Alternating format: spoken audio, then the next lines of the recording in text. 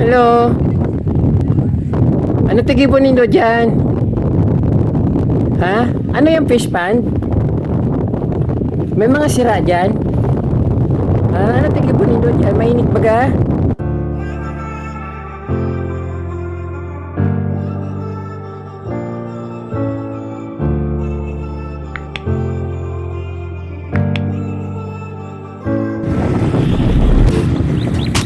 Hello mga kapromdi, nandito ako sa Sangay Boulevard or basta Sangay kapromdi, nandito ako sa bandang May Lagonoy Golf, tapos mayroon ditong lake sa gilid ng kalsada, din sa kabila may mga kambing, parang sarap magpumunta doon. Tapos yung sa kabila ng yung parang may mga goat na nakikita nyo, dagat naman. And dalampasigan ito kapromdi. Tapos mayroon nakikita yung napakagandang kubo. At very simple siguro yung life dito. Din siyempre mahangin. Masarap mag sightseeing kasi nasa tabing dagat ka, open field siya. Nakikita yung mga bukid doon sa gilid, sa malayong lugar. Din mayroon mga puno na pwedeng silungan. At magkabila ang mga bukid yung nakikita dito, nakapaligid sa Camarines Resort. Ayan, napakaganda ng lugar kapromdi. Ang lawak. So ayan, pero didiretso ako dun sa Tagas Boulevard sa San Jose. Although galing na ako ng Nato Boulevard. So parang mas gusto ko yung dito, yung scenic, tapos yung ambience. Napakaganda, napakasarap ng ambience dito. Yung para bang nasa yung may mga kambing, yung parang may mga tupa, yung parang maalala mo yung mga sinaunang panahon na tupa.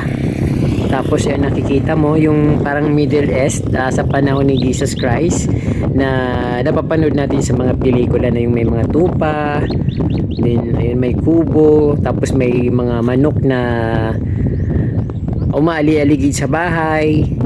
Tapos dun sa kabila may tambayan na may kahoy na mayabong yung dahon na pwede mong tambayan. Ayan, napakasarap talagang dito, scenic. And tutuloy tayo sa Tagas Boulevard.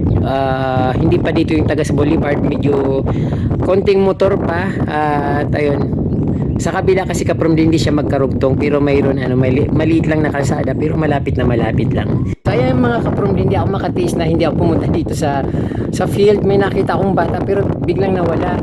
Nagandahan lang kasi ako kapromdi dito sa location na ito kasi may lake dito. Nakikita ko yung mga kambing na gustong-gusto ko yung ganong ambience. May baka, may magandang yung field. Parang na-mesmerize ko yung kabataan ko na mahilig ako maglaro sa mga damuhan.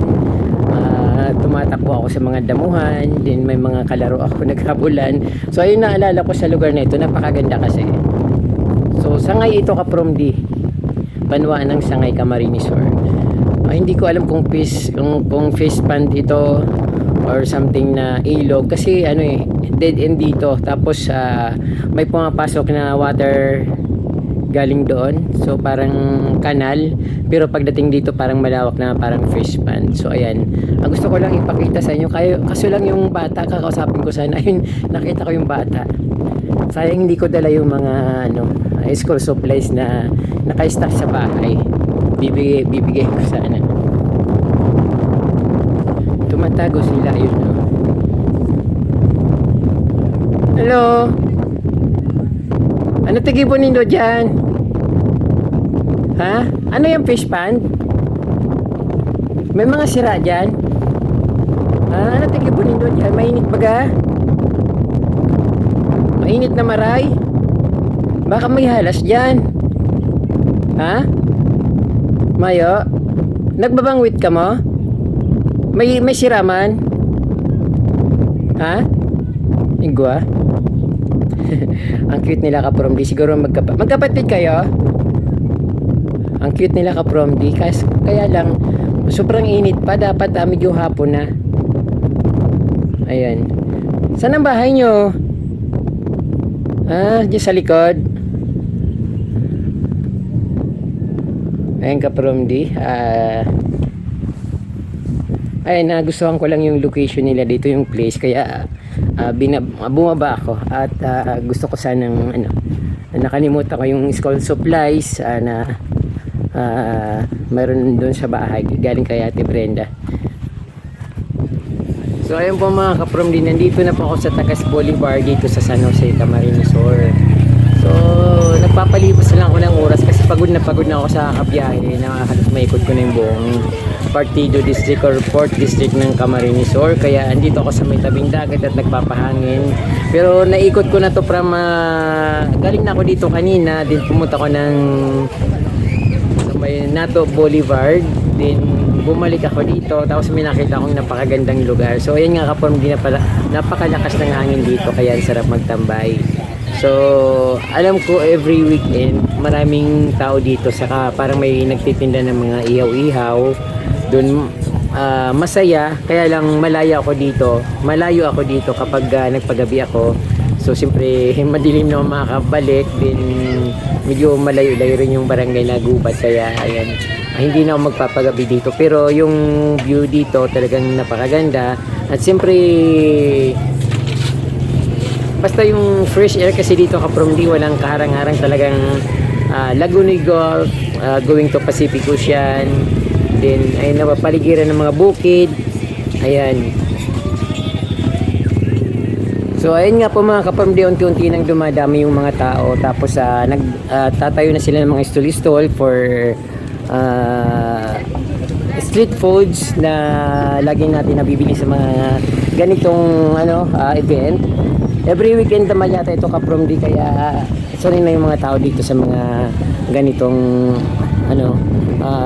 oras tuwing sasapit ng Sabado or Friday, Saturday and Sunday, kasi dito sila nagtatambay. At siyempre gusto ko rin magtambay dito kapramdi dahil dito masarap magtambay dito dahil open sea. Ayan, malakas ang alon dito kapag kahit anong anytime, malakas yung alon talaga dito kapramdi. Tapos kasi open siya, then ayun, maraming dito dumadayo kung taga saang lugar, kung saan sila nanggagaling. Then mga taga Albay pupunta rin dito kasi parang malapit na rin ito sa Albay. Then pag ayun, tatawid lang sila dito, tapos parang paikot lang, Tabaco City, Tiwi, Tiwi Albay. Siguro familiar naman kayo sa Tiwi, yung parang may mga dati yung may mga kumukulong tubig sa mga gilid ng bukid, sa mga ilog. So dito yun ang pinaka shortcut, tapos diretso ng Legazpi, Tabaco mo, Tiwi, Tabaco, tapos pupunta ng Legazpi. So mayroon ditong nagba-volleyball. So ang sarap manood ng volleyball kapramdi.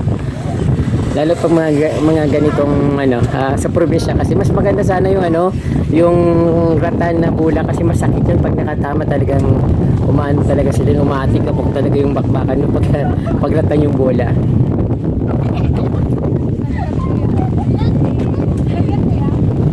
Oh. Mga taga saan po ka mo? Tagas mismo, San Jose. Hi mga taga-tagas. Shout out po sa inyo ka boss. Ako si certified from D. Certified from D, hanapin nyo. So favorite ko kasing panoorin yung volleyball na Iyo. So ayun ka from D, dito yung libangan dito sa mga probinsya, mga ganito, volleyball. Ay, mo, babae, ang galing niya, parang beach volleyball yung dito. Kalaban nila, parang mix. 4 sa kabila, 3 sa kabila, parang unfair. Magagaling din yung babae. Dito rin kapag di yung parang maraming isda na nahuli, yung parang pinagkakabit yung isda. Last year ata yun. Bumili nga rin ako ng parang dinis na napakarami. So dito yung kaprundi na na viral o na trending yun sa mga vlogs.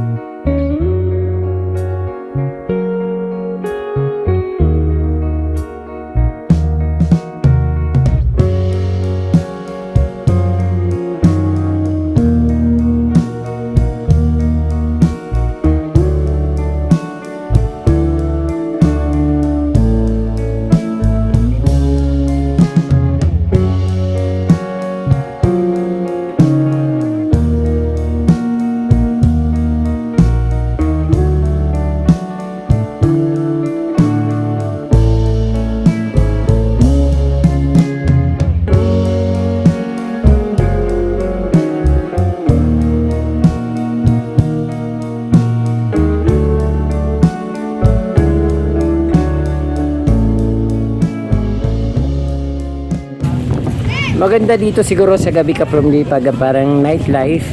Hindi pa ito masyadong famous pero yung mga taga dito naman sa amin, alam na alam nila itong lugar na ito. Kaya pag yung every weekend, alam na nila dito. Minsan pupunta sila dito, lalo yung mga kahit yung kapitbahay ko, pupunta rin sila dito.